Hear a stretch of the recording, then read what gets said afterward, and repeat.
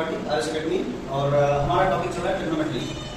तो आप लोग ये ध्यान देंगे कि हम लोग ट्रिग्नोमेट्री में बात कर रहे थे सूत्र पर। सूत्र हमारा था साइन ए प्लस बी, कैसे इसका डेरिवेशन होगा, ये कैसे आया, उस पर हम लोग बात करेंगे। उसके लिए डेरिवेशन हम बताने आपके हो जा रहे हैं, जो कि ध्यान से समझने की जरूरत है। बहुत टफ नहीं है, बहुत इजी है, थोड़ा सा ध्यान से समझने की जरूरत है। ऐसे डेरिवेशन करते समय sign A plus B cos sine A minus B cos A plus B cos A minus B के लिए पहले एट फर्स्ट हम लोग क्या करते हैं, एक 3 एक्सिस ले लेते हैं, क्योंकि 3 डायमेंशन में ये वर्क दिखता है। यानी एक्स वाई और जेड एक्सिस लेते हैं और हम वेट कर लेते हैं कि जेड एक्सिस पर कोई एक पॉइंट पी है, जो कि ये इस पॉइंट पी से वाई एक्सिस पर एक परपेंडिकुलर डालते हैं और वो परपेंडिकुलर वाई एक्सिस पर क्या हो जाता है, एन पॉइंट हो जाता है। क्या हो जाता है, यहाँ पर ये एन पॉइंट हो जाता है। और फिर इस एन पॉइंट पी पॉइंट से ही एक एस एक्सिस पर भी एक परपेंडिकुलर डालते हैं, जो कि एम हो जाता है। उसके बाद हम लोग देखते हैं कि y एक्सिस पर जो परपेंडिकुलर p से हमने डाला था n पर या n आया था, उसी n पॉइंट से फिर हम pm एक्सिस पर या pm परपेंडिकुलर पर एक परपेंडिकुलर और डाल देते हैं।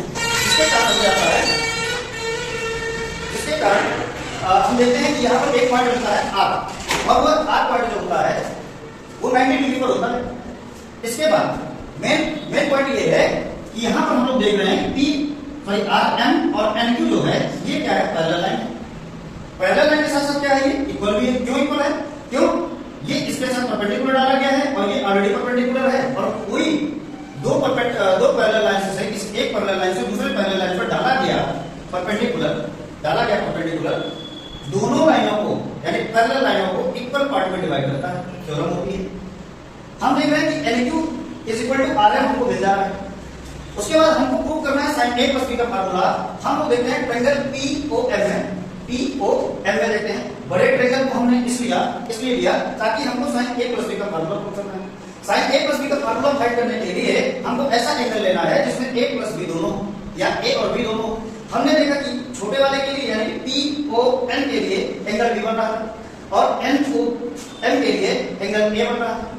दोनों के लिए यानी कि पीओएम के लिए हमारे पास दोनों का एंगल ऐड हो जाएगा और बन जाएगा ए प्लस बी। इसके बाद ए प्लस बी एंगल जैसे मिला, हमको साइन ए प्लस बी प्रूव करना है। सो साइन ए प्लस बी के लिए ये एंगल बनेगा और साइन ए प्लस बी के लिए ट्रिग्नोमेट्री रेशियो के कॉन्सेप्ट में हमने बताया था क्या, परपेंडिकुलर अपॉन हाइपोटेनस बताया था। तो परपेंडिकुलर यहाँ पर कौन है, पीएम है, और हाइपोटेनस कौन है, ओएम है।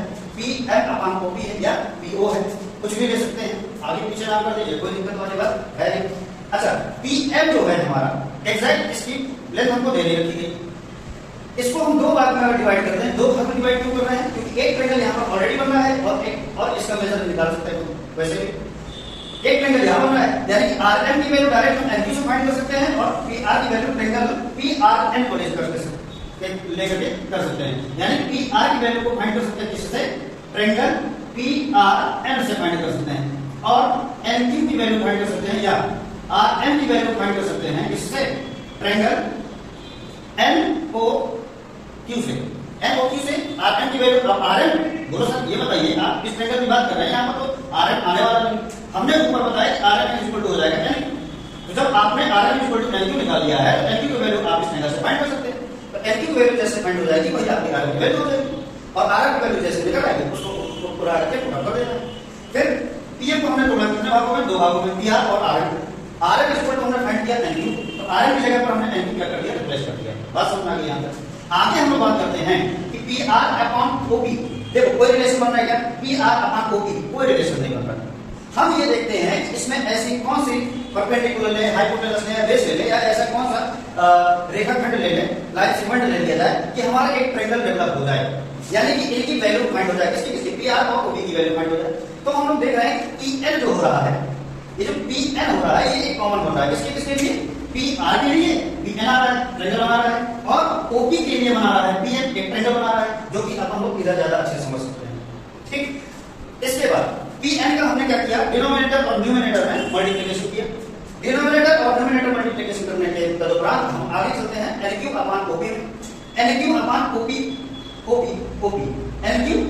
Nq हो गया, OP हो गया। अब इसमें हमको ये देखने की जरूरत है कि इसमें कौन सा ऐसी लाइन सेगमेंट कॉमन हो रही है कि जो दो ट्रायंगल बना सके और इनकी वैल्यू को सेपरेट कर सके। तो ये देखने की जरूरत है कि जो एनक्यू के लिए वो एन कॉमन हो रही है और ओपी के लिए भी वो एन कॉमन हो रही है, यानी इन दोनों को कनेक्ट करने वाली लाइन कौन है, वो एन है। यानी वो n को क्या कर लेते हैं, डिनोमिनेटर और न्यूमरेटर में क्या करते हैं, मल्टीप्लिकेशन करते हैं। इसके बाद हमने देखा कि p r upon p n इस वाले एंगल ट्रायंगल के लिए, पी आर एन ट्रायंगल के लिए एंगल ए काम कर रहा है, और एंगल ए के लिए क्या हमने देखा, पी आर और पी एन यहां पर क्या काम करेगा, ये बेस काम करेगा। क्यों, एंगल यहां से बनाया, हमने बताया था कि जब भी एंगल जिस एक्सिस के साथ बनाएगा वो एक्सिस हमेशा क्या कहलाएगी, बेस कहलाएगी, यानी आधार कहलाएगी। और एंगल के ठीक सामने वाली भुजा क्या कहलाएगी, लंब कहलाएगी, और बची तीसरी भुजा क्या कहलाएगी, हाइपोटेनस यानी कि कर्ण कहलाएगी। तो हमने देखा कि p r upon p an angle इसके लिए क्या बन रहा है, बेस अपॉन हाइपोटेनस बना रहा है, बेस अपॉन हाइपोटेनस बना रहा है, तो बेस अपॉन हाइपोटेनस बना रहा है, देख लिया हमने। इसके बाद p n upon o p, p n upon o p, ये एक ट्रायंगल काम कर रहा है। इस ट्रायंगल के लिए एंगल कौन बन रहा है, बी बन रहा है, यानी एंगल बी के लिए कौन, पी एन क्या बन रहा है, परपेंडिकुलर बन गया, और ओपी क्या बन रहा है, हाइपोटेनस बन रहा है, हाइपोटेनस हमने ले लिया, प्लस लगा दिया। एनक्यू देखें, एनक्यू और ओएन यानी इस ट्रायंगल की बात कर रहा है, किस ट्रायंगल की, ट्रायंगल ओ एन क्यू में क्या हो जाएगा, एनक्यू क्या काम कर रहा है, और ओ एन क्या काम कर रहा है, ओ एन काम कर रहा है हाइपोटेनस पे, यानी परपेंडिकुलर अपॉन हाइपोटेनस बन रहा है। सिमिलरली जब ओ एन अपॉन ओपी की बात करते हैं, ओ एन अपॉन ओपी यानी ये ट्रायंगल बन रहा है, कौन सा ट्रायंगल बन रहा है, पी ओ एन में क्या हो जाएगा, ओ एन अब यहाँ पर क्या काम कर रहा है, परपेंडिकुलर का काम कर रहा है, यहाँ पर ओ एन क्या काम कर रहा है, परपेंडिकुलर का काम कर रहा है, और ओपी क्या काम कर रहा है, हाइपोटेनस का काम कर रहा है। कंफ्यूज ये नहीं होना है, यहाँ पर ओ एन हाइपोटेनस काम कर रहा है और यहाँ पर ओ एन परपेंडिकुलर काम कर रहा है। क्यों, अलग अलग ट्रायंगल के लिए अलग अलग प्रॉपर्टी बन जाती है। ठीक है, हमने क्लियर तरीके से समझा दिया। अच्छा, अब देख रहे हैं base upon hypotenuse, p r upon p n, p r upon p n यानी एंगल ये वाला बन रहा है। बेस अपॉन हाइपोटेनस होता किसके लिए है, कॉस के लिए होता है, यानी जब हम कॉस थीटा पढ़ रहे थे तो क्या पढ़े थे, बेस अपॉन हाइपोटेनस पढ़े थे, साइन थीटा क्या पढ़े थे, परपेंडिकुलर अपॉन हाइपोटेनस। क्या इस वाले ट्रायंगल के लिए बेस अपॉन हाइपोटेनस क्या एंगल ए पर काम कर रहा है, कॉस थीटा यानी cos A, perpendicular upon hypotenuse यहां पर इस वाले ट्रायंगल के लिए काम कर रहा है क्या, साइन बी, और इसके लिए काम कर रहा है साइन ए, किस वाले ट्रायंगल में, इस वाले ट्रायंगल में, और बेस अपॉन हाइपोटेनस इस वाले ट्रायंगल में काम कर रहा है बी। तो यहीं से आपको प्रूफ हो गया sin A sin A plus B equal to cos A into sin B plus sin A into cos B।